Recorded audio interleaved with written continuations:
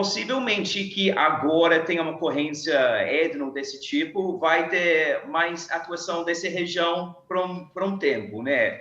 Mas, infelizmente, essa é uma medida, digamos, curativo em vez de preventivo, né? De fato é que essa região do Vale do Javari está abandonada há muito tempo. Os cortes de FUNAI durante o governo Temer, que acelerou durante o governo Bolsonaro, e a interferência política que tinha no órgão de FUNAI durante o governo Bolsonaro também deixou esse lugar cada vez mais abandonado numa época em que crime organizado transnacional que tem na fronteira com o Peru, fronteira com Colômbia lá, nessa época que a gente está vivendo hoje em dia, em que o crime organizado transnacional está cada vez mais forte, se forçando nessas regiões, precisa ter uma atuação maior de Estado. É uma questão de segurança nacional. Sam, bem, boa tarde para você, né? Boa tarde para a Gabriela, para o Joel também. Sam, você cobre o Brasil há bastante tempo, você conhece a realidade brasileira e também acompanha os pontos de vista que são feitos a respeito do Brasil fora, né? Como é que está a imagem do Brasil fora do país? Como é que está a imagem do Brasil na Europa Ocidental neste momento em que um indigenista e um jornalista inglês são assassinados na Amazônia?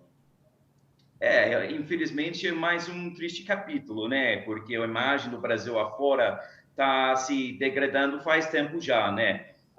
Esse triste capítulo agora faz mais um exemplo como o Estado brasileiro ele não tem controle sobre o próprio território, especificamente nessas regiões de fronteira, né? E, claramente, não é uma questão simples. Lá é um lugar de muito difícil acesso, a economia lá, o índice de IDH são muito baixos, né? É um lugar carente, mas esse é o papel de Estado. Infelizmente, tem ausência de Estado lá, e quem infiltrou, quem cumpriu esse papel lá, quem entrou quem está fazendo, aproveitando essa ausência lá, hoje em dia, é crime organizado, especificamente do narcotráfico, né? Joel? Joel, seu microfone acho que está desligado. A gente não está te ouvindo. Agora sim. Bom, em primeiro lugar, boa tarde, Sam. Obrigado por estar aqui com a gente. Eu queria te entender melhor essa situação na Amazônia. Como você bem lembrou, mortes políticas ali não são de hoje, né? Vem de décadas atrás, em que é uma região muito perigosa e que o Estado brasileiro nunca tomou conta direito. Ao mesmo tempo, você me diz que está piorando a situação, né? Que nos últimos anos aí tem tido uma deterioração. O que está por trás dessa deterioração? O que concretamente mudou ali? É a presença da FUNAI? São os fiscais do IBAMA? O que está pior agora?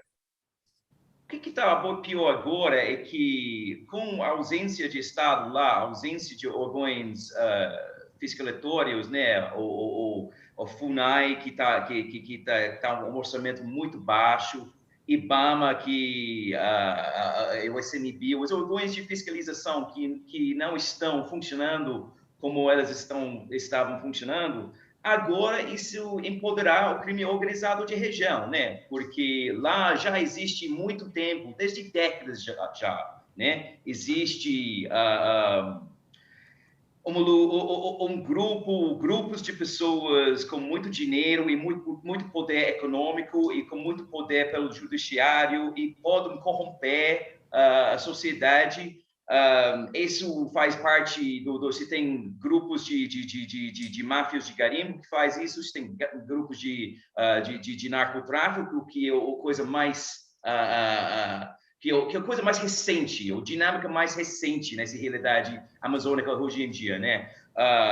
Se tem durante, por exemplo, os grandes donos de terra que atuam com as próprias milícias que matam pessoas lá também. E o que você está vendo hoje em dia é que todos esses grupos estão sendo empoderados pela ausência de Estado brasileiro lá, né? E eles estão sendo empoderados, eles estão ganhando cada vez mais dinheiro, elas estão conseguindo lavar o dinheiro de narcotráfico com várias outras atividades.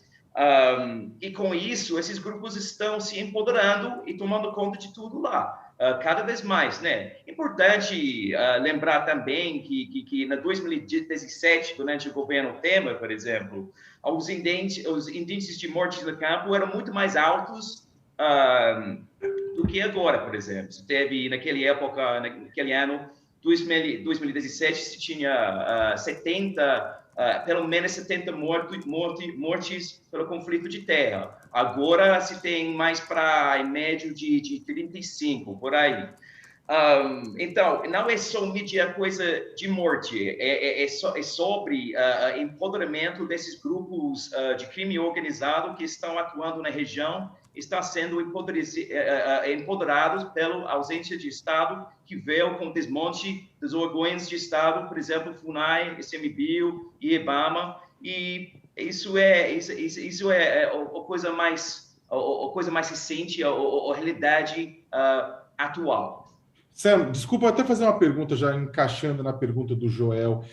O que você está colocando para a gente é o seguinte, uma situação em que o Estado brasileiro acaba abrindo mão do seu poder de fiscalização e monitoramento, IBAMA, ICMBio, FUNAI, entre outros órgãos. Isso faz com que grupos de crime organizado ligados ao narcotráfico ocupem a região, pelo que você conta, lavando dinheiro, como você bem fala, inclusive em caça, em pesca, coisas, inclusive, que levaram à morte do Dom e do Bruno.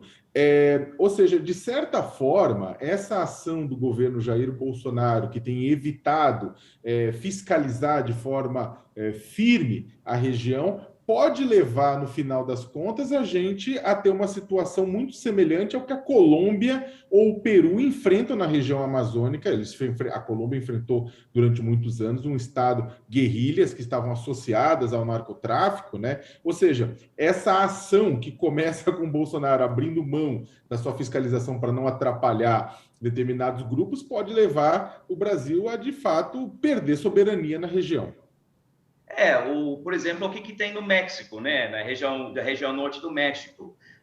Se tem grupos armados de narcotráfico que praticamente é um estado paralelo.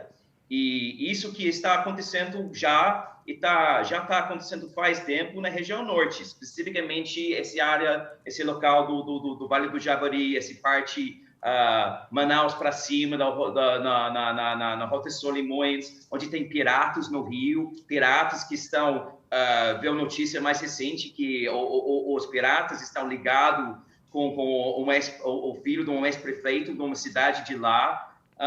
Então, isso que está se transformando nesse parte Manaus para norte na região amazônica, sabe?